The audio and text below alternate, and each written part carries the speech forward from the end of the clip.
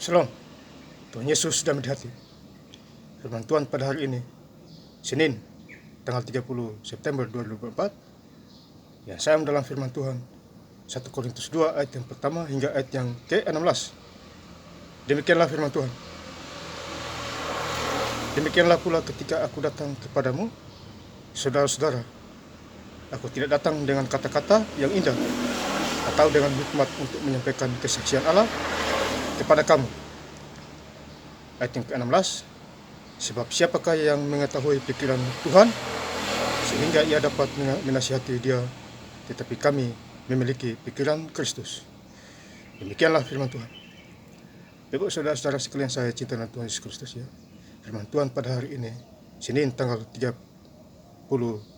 September 2024, kasih ingat kita semua ya, di Injil 1 Korintus 2 ayat yang pertama. Demikianlah pula ketika aku datang kepadamu, saudara-saudara, aku tidak datang dengan kata-kata yang indah. Ya. Jadi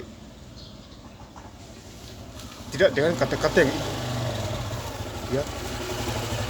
Tuhan Yesus datang membawa firman Tuhan. Ya. Bukan dengan kata-kata yang indah. Ya. Firman Tuhan untuk disampaikan. Ya, Bapak saudara-saudara ya.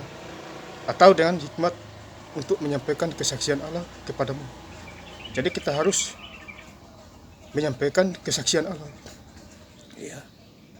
Kesaksian Allah harus disampaikan kepada siapa saja. Ya. Jadi hidup di dalam Tuhan harus bersaksi, mengalami. Ya, mengalami secara pribadi. Ya, biar tahu. Ya. Apa maunya Tuhan.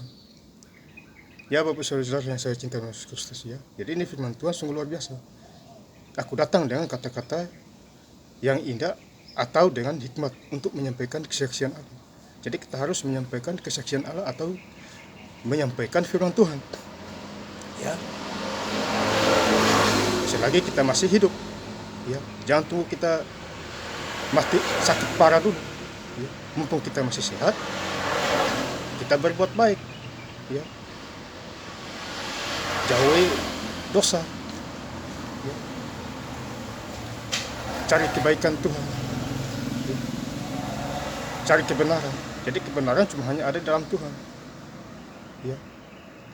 Kita sudah ditebus oleh Tuhan, darah biru-bilurnya, ya, supaya kita sakit sembuh, ya, karena pertolongan Tuhan. Kemudian kita baca di 1 Korintus 2 ayat yang kelima, supaya iman kamu jangan bergantung pada hikmat manusia. Jadi iman kita jangan bergantung pada hikmat manusia atau hikmat orang. Ya. Iman kita harus bergantung pada Tuhan, karena Dia pencipta. Ya. Satu-satu jalan hanya ada di dalam Dia. Ya Bapak saudara-saudara yang saya cinta dan biasa. Jadi iman kita harus mengandalkan Tuhan.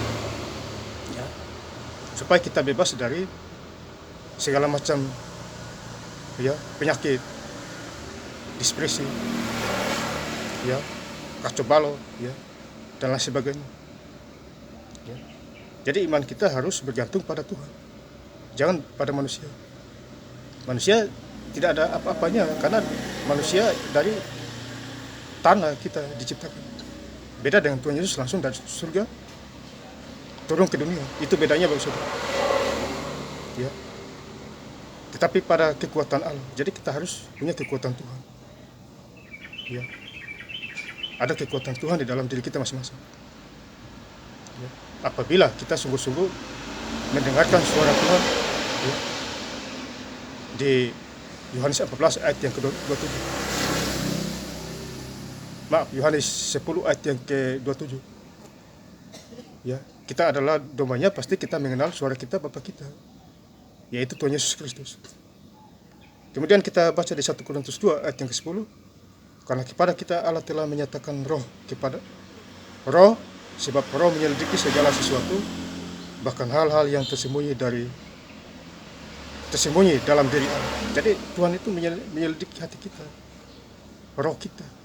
Ya. Dia tahu, Dia membaca hati dan pikiran. Ya, jadi Tuhan Yesus itu adalah pembaca hati dan pikiran. Ya, dia menyelidiki roh kita masing-masing. Ya, hari ini buat apa, bikin apa, dia tahu semua itu. Ya, manusia bisa dibohongi, Allah kita Tuhan tidak bisa. Orang dia penciptanya bagaimana? Makanya kalau kita bersalah akan dihukum setimpal dengan perbuatan kita. Ya, ini luar biasa firman Tuhan ini. Kasih ingat kita semua. Kemudian di ayat yang terakhir 1 Korintus 2 ayat 16, sebab siapakah yang mengetahui pikiran Tuhan? Ya, jadi siapakah yang mengetahui pikiran Tuhan berarti dia takut Tuhan, orang rohani itu. Tetapi kalau orang yang tidak mengetahui pikiran Tuhan, itu orang bebal, fasik gitu. Ya, mudah celaka, mudah sakit dan lain sebagainya. Karena dia tidak mengetahui pikiran Tuhan. Ya, dia tidak tahu apa-apa dia. Dan lain sebagainya. Ya. Dia menasihati dia, tetapi kami memiliki pikiran Kristus. Jadi berbahagialah orang yang memiliki pikiran Kristus. Ya, contohnya hari Minggu orang gereja itu memiliki pikiran Tuhan. Tapi ada orang yang hari Minggu ya identitas Kristen tidak gereja, itu bukan memiliki pikiran Tuhan itu. Pikiran roh-roh jahat itu. Ya, yang menghimpit dirinya.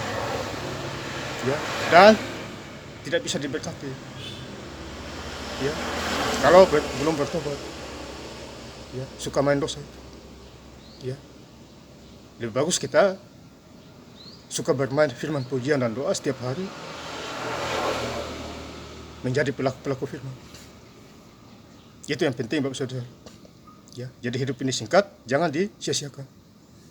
Selagi masih ada kesempatan, Tuhan kasih kesempatan kepada kita semua, ya, supaya mengikuti apa maunya Tuhan. Nah, saya ingin lebih lengkap lagi membaca ayat firman Tuhan Senin tanggal 30 September 2004 di Injil 1 Korintus 2 ayat yang pertama hingga ayat yang ke-16. Demikianlah pula ketika aku datang kepadamu saudara-saudara, aku tidak datang dengan kata-kata yang indah atau dengan hikmat untuk menyampaikan kesaksian Allah kepada kamu. Sebab siapakah yang mengetahui pikiran Tuhan sehingga ia dapat menasihati dia, tetapi kami memiliki pikiran Kristus. Terima kasih. Tuhan Yesus Kristus memberkati.